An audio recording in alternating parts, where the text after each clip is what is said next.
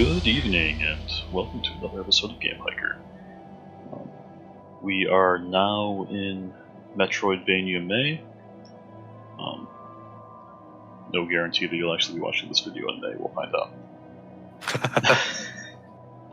But we're pretending. And tonight I am starting Momodora, Reverie Under the Moonlight, which I think is like Momodora 3 or something. I'm not really clear on that. Oh, like I haven't even heard of the series. There's already a third one. Yeah, I don't know much about it other than that it's a series.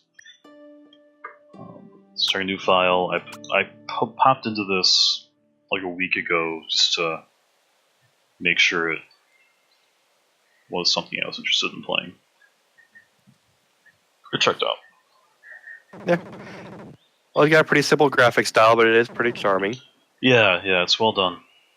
I think people like to go too far with super pixelated styles sometimes, and this is an exception. So she's a priestess. Don't let the Red Riding Hood outfit fool you. She's a Canadian superstar. Oh, Canadian superstar! Wow. Sorry, I interrupted you. Oh, I will say her hood isn't red, so I wasn't that fooled. So. Fair enough. It's the Canadian Red Riding Hood. She wore a white hood. Right. Alright, so we've got some queen to talk to. And something about a cursed world and all that. Standard stuff, really. I mean, hard to go anywhere without having something cursed. Right. Yeah, I mean, you don't start a video game in a happy world. No. Not by the time you get control of the character.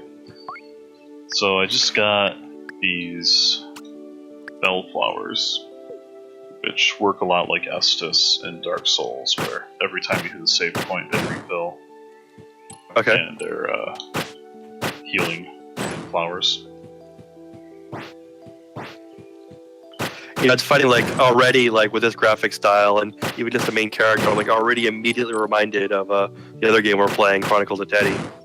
Yeah, I can see that. Got a bow. Oh, she has a bow. Wow, she's already got everything. She's tough to begin with. And unfortunately, the bow is from the little bit I played. This is a save point. The bow is a really easy way to cheese people. I've got a dash roll. You can see me. Yeah, she seems very maneuverable, especially for so early in a Metroidvania type game. Yeah, they usually make you work for all that. Yeah. I mean, even it's towards the end of the game where you actually feel like, oh, this is how maneuverable I would be if I was actually playing a platformer. Right. Yeah, even Samus had to work for the morph ball.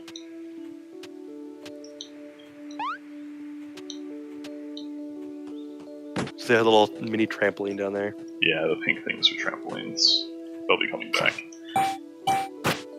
So there's a little stress with positioning when enemies have shields. Nothing too major. So what is the deal with these little tiny ladies you have to kill? Yeah, I'm not really sure.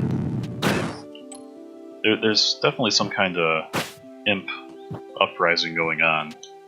Right. I don't know if the queen is the main villain or what, but the imps aren't happy with somebody.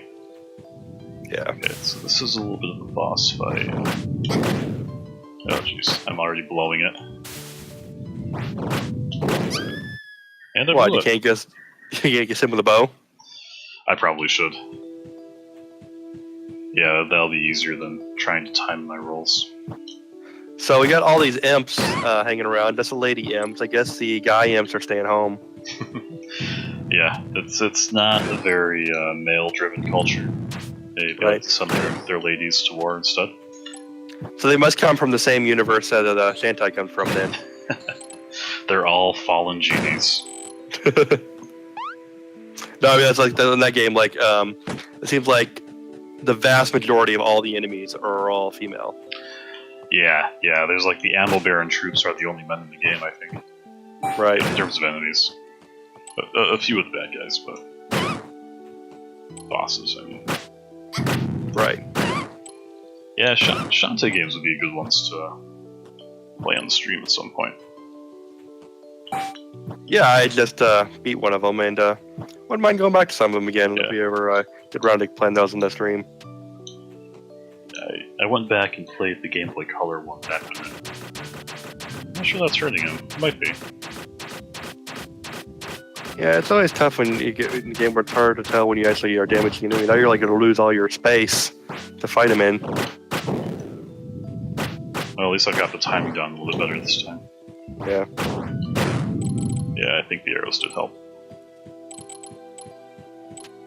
And that's how a competent person would have fought him. We had to show people how an incompetent person would fight him first, just for comparison. So that asteroid charm you picked up, what did that do? It increases drop rates of money. Okay, nice. So he was probably an optional boss this whole time.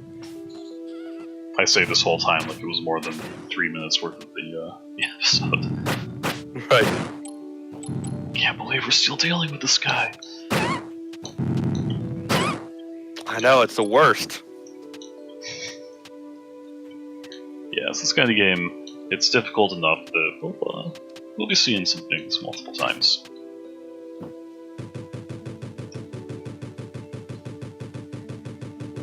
I wish games were more decisive about paths opening up. Just don't make me watch this really long moving block. Yeah, especially when it's a game where you have so many places you need to be anyway. So Right. it's like, I don't want to waste my time watching things open. I want to put this room in my past and get on with it. Yeah. I also love how they're like throwing poison chicken at me. Right. Well, I mean, they're not going to eat it, so... Oh, they got me. Oh, it's piece out of there. She has like the same problem with Wario where, like, she just can't avoid eating it if you throw it at her. Oh, this one doesn't want to kill you. And she has no business with me. Be gone, you stupid girl. Let's talk to her again. If you do that, I always feel compelled to talk to NPCs twice. Yeah, if it's an enemy character you're supposed to talk to, like, ever since Zelda 2, I've known you gotta keep pestering them if you want to get them to do something. They are often lazy, those enemy characters. Like, there's like this one guy dang it moment in Zelda 2 where, I can't remember if it's a bat or if I think it's a bot. He's just in a house and like you have to talk to him like 3 or 4 times before he'll actually talk to you. And it'll provide like one of the hints you probably would need to actually beat the game. Really? If Like, I don't remember what he tells you. Like, I used to know where everything is now because I played it so many times. But like, Right. you know, your first time playing it, he's giving you a pretty essential clue, and the only way you'd be able to know is if you just kept bothering him, which wouldn't really occur to most people to, you know, keep talking to somebody right. that doesn't want to talk to you. He just wants to be rid of you so bad that he helps beat the game. Right. Just get out of my house. I guess I can't go that way. And that's why current gamers have the problem where they think if they keep talking to somebody that they'll eventually, if they just keep doing it, they'll like them. Right. Which, I mean, is a standard of BioWare-style RPGs. Oh, man. I blew it again. Murdered.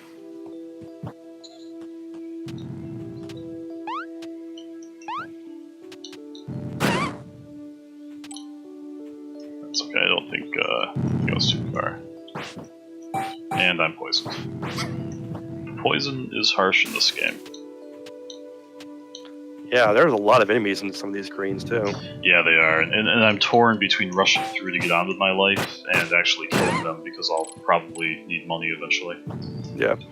Are you getting anything special for, I mean, do you lose anything when you die? Yeah, it's a standard. Lose all progress. Well, no, let's be sure about that and check the money. I know all the chests I've opened reset. Bosses. If you're resetting the chest, I would be inclined to think that it's just resetting you back to the save point. Yeah, I suspected those.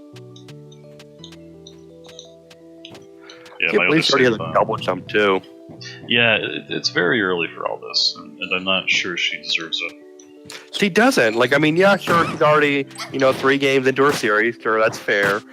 But, here I am playing my game, and we had to get, to the second dungeon before we got a double jump. I know, it's not fair. Why does your pixelated indie heroine... Yeah, because I have no idea what her name is. Teddy's girl. Yeah. Tedita.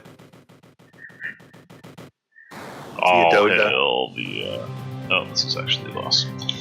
Oh, an actual boss. With a health bar. Oh, man. And she's a lady centipede. A ladipede.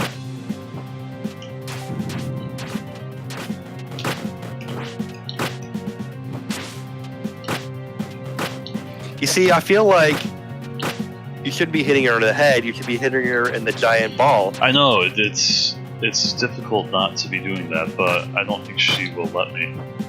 Right. I think she has an attack that exposes it. Like, she uses it as a wrecking ball, if I remember correctly.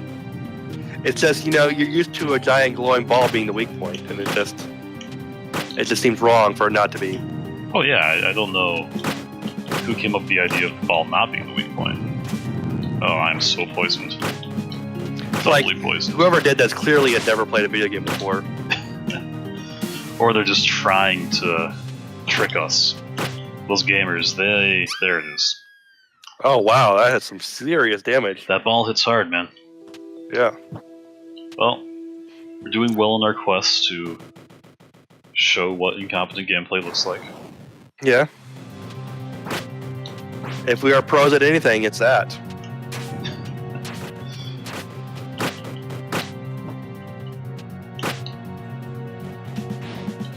Oh man, she's coming hot this time. Yeah, she's like, wow, that really worked that last time that girl came to fight me. I'm gonna start using that some more. I'll take that over spamming poison though, for sure. There it comes.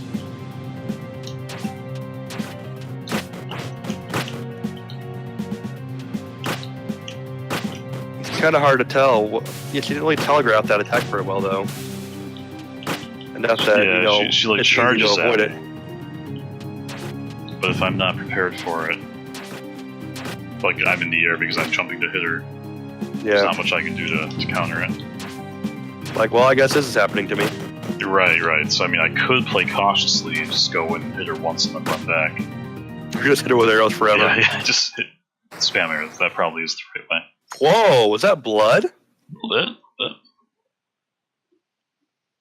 Momodora doesn't pull punches. Oh my god, we're just leaving a corpse there? Yep. Go back and save. Well, since we just beat our first boss, that feels like a great point to finish our first episode. I would tend to agree. And she's getting sleepy, so I guess it's time to go to bed. We will all go to bed. Good night.